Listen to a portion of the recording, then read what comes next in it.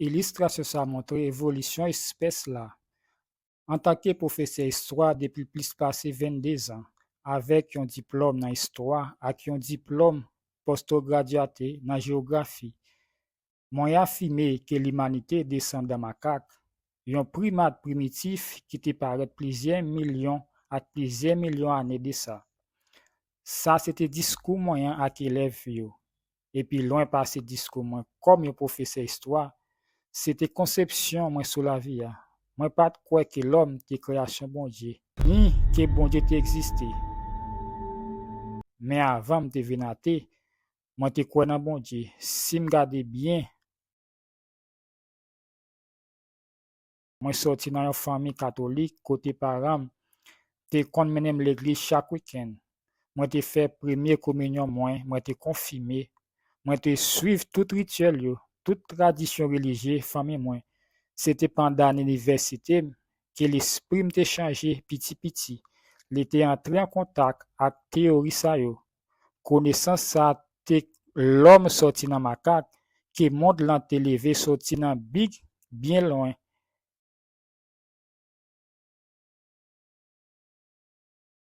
Qui donc connaissance ça te commencé à entrer en conflit avec ça m'était quoi jusqu'à présent. Et après 4 ans étudié et tout ça, l'esprit m'était transformé jusqu'à prendre divinité.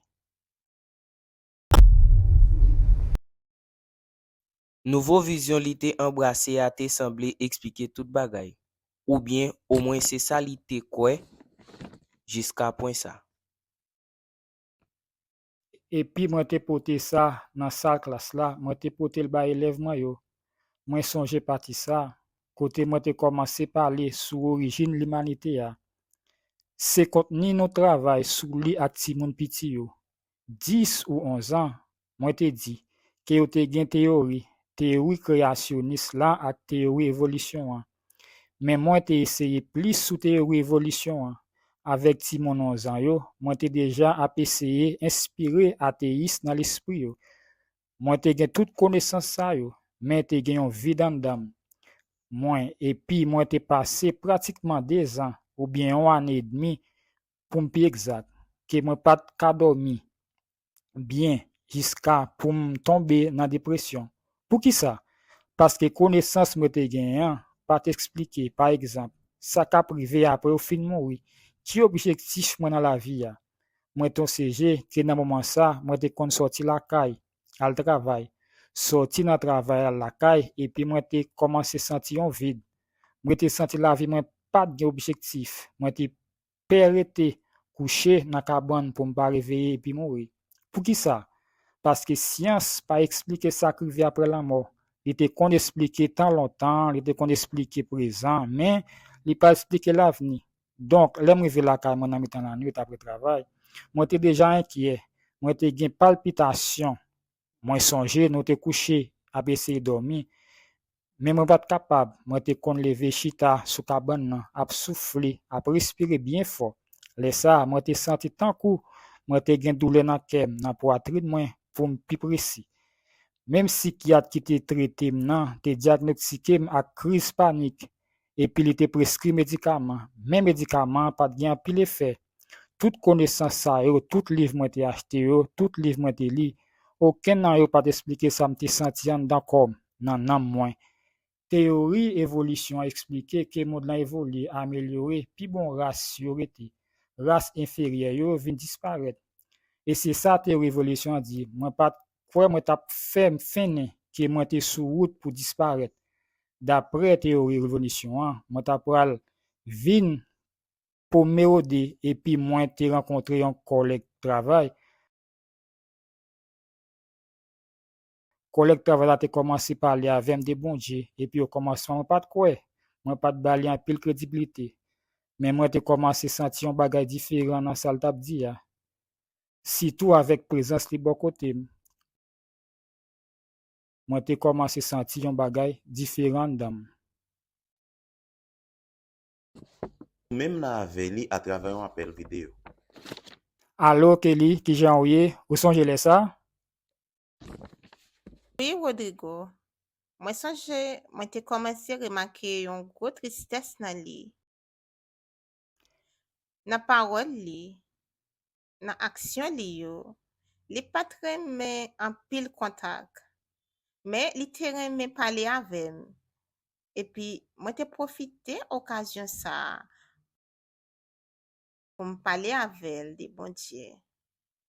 Epi mwen te komanse panse, non, piske li fet ke mwen tou prel, bam soulajman sa, mwen te vle poche bo kotel. Epi yon sentiman te komanse paret. Ki donk mwen pral eseye? Apre sa, li te fe revelasyon, li te di, gade, mwen vle vin menaj yo. Mwen te sezi paske mwen te di, ki jan ou ka vin menaj mwen? Ou se yon ate, epi mwen mache nan l'Eglise universelle la, donk wow. Mwen te pase li te komik, epi mwen te di, non, matan yon non Li te bon Dieu. mensyone l'Eglise universelle la, jan li te di la. M'pense figi m'te tombe. Nan mouman sa, mwen te yon ate, epi m'te kritike tout l'Eglise yo. M'te pale mal de Évêque Macedo, m'te pale mal de tout paste, m'te pense ki te selman de l'ajan. Tout sa mwen te di l'tou. Mwen te fini konversasyon bien vite. Mwen te fini manje midi, epi mwen te di, sa pat bon. Apre sa, mwen te pase preske 1 mois et demi, preske 2 mois, san pat pale avel. Epi mouve sentiman sa, pou m'pa dormi la nuit, te komanse retounen. Se le sa, mwen te kontakte l, epi mwen te pale. Mwen te mandil, a ki moun mwen bezon pale? Mwen reme yon, mwen vle vin menaj ou, epi a ki moun mwen bezon pale? Eske mwen bezon pale ak papa ou? Eske mwen bezon pale ak paste ya? E ki repons ou te bay? Ale pale ak papam. Papam ki nan siel la, bon Dieu. Oh, bon Dieu. Mwen te pense, mwen ta pral kouvri ankor. Men, li di, ok, m prale. Mwen te kon al l'eglize, nou te proche li paske mwen te bezon la pe, li te kon transmet la. Mwen te kon rete tranquilman ap observe, san pat fè men jem, mwen sonje chak 5 minit, mwen te kon fure men mwen nan poch mwen, pou mwen si bous mwen an toujou la. Premye reynyon mwen te ale ak Kelly, yo te komanse choke. Nan premye reynyon an, mwen te wè yon chanjman nan tèt mwen. Jou swa sa, mwen te dormi pi bien, yon bagay oken medikaman pat jam mache pou li. Ki donk, nan preske 100 liv mwen te li nan universite, oken pat bam repons mwen te vle a. Men nan la Bib, parol bon Dieu a, mwen te jwen repons mwen te bezwen pou enkietid mwen te gen yo. Yon jou la kay mwen, te pran Bib la, yon liv mwen te rejte, mwen te gen nan enfans mwen, men nan universite mwen te pran distans avel. Men le mwen te pran liv sa, epi mwen te li Jérémie chapit an avan, mwen te forme nan vant mamam.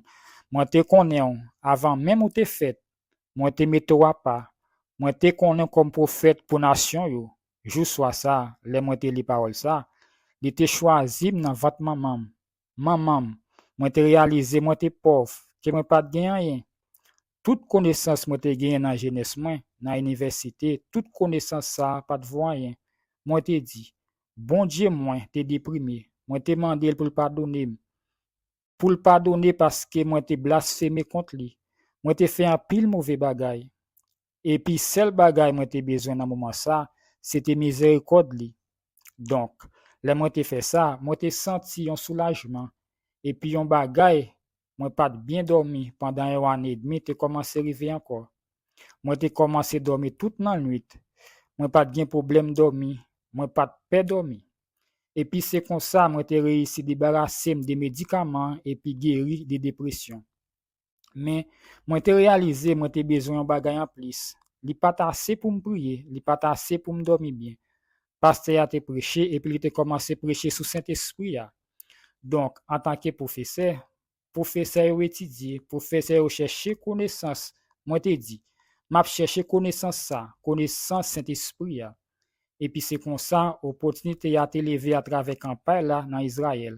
Mwen realize mwen te bezwen depan sou bon Dieu, ke si mwen te depan totalman sou bon Dieu, e sa di fe sen, vle di, pou m depan totalman, nan men bon Dieu, se sa m te fe, mwen te pale ak bon Dieu, mwen te rejte ou pandan pil, en pile année dans la vie, moi te demandé pardon, moi te demandé miséricorde, mais remettre la vie m'ba ou, fait avec ça ou vle. Moi te fait toute bagaille d'après parole ou. Yon certitude tellement grande te envahi que parole Jérémie a te confirmé que moi te li a. Bon Dieu te dit tout bon vrai, moi te connais ou avant, même moi te ba ou la vie dans votre maman ou. Moi te mette ou pas pour moi avant même ou te fait. Là, bon Dieu te wè nan moi que moi pas tant rien. Là, moi te poussière. Yon bagay que aucun livre pas expliqué. Yon bagay que seulement bon Dieu expliqué. Seulement parole bon Dieu a expliqué. Mais avec connaissance moi, pas de aucune explication sur ça t'est passé. Mercredi soir dans l'église ça. Les ça, à te tendre voix bon A Dieu. te tende voix bon Dieu.